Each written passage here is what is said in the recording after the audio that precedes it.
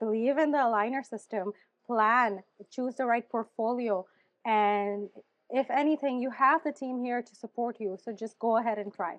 Hi, my name is Dr. Ayesha Khan. I am a clinical specialist at Ormco and I am based in Netherlands. So I support primarily the Benelux market as well as the English-speaking market. And what do you think about the dental world? Do you enjoy the event and its atmosphere? I did. I think it's all the good stuff under one roof, as I would say very simply. I think it was really great. We learned a lot, we saw a lot, and like I said, everything under one roof. So it was very convenient as well. How does Spark's unique features like StageRx and bite synchronization enhance treatment predictability in complex cases?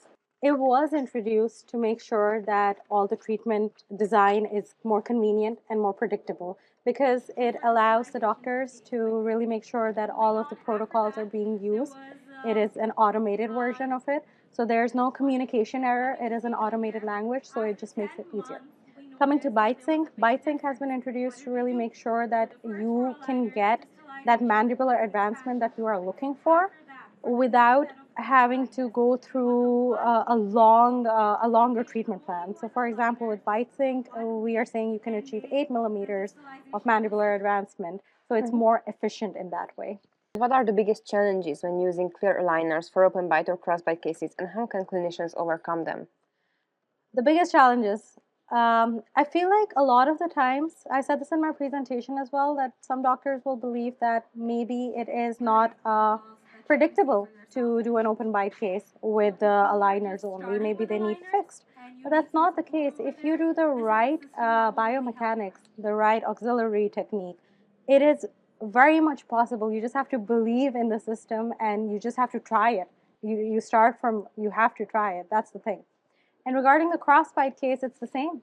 Same principle applies. So that's what I would say. Just start trying, have the right biomechanics, use the right auxiliary technique. If needed, add some elastics and take it from there.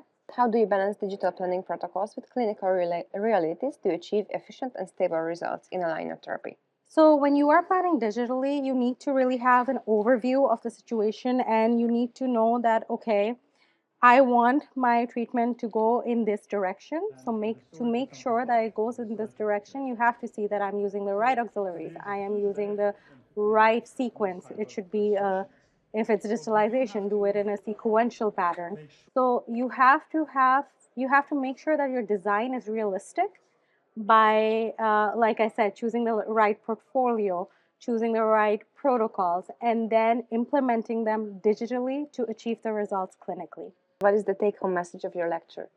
Take-home message is just believe in the aligner system, plan, choose the right portfolio, and if anything, you have the team here to support you, so just go ahead and try. I think it was very positive in the sense that we had so many lecturers from all over the world who were present to really guide us through, really share their knowledge and their experiences with us. So it's something that I would definitely try at least once in my career to really enhance the experience. Thank you so much.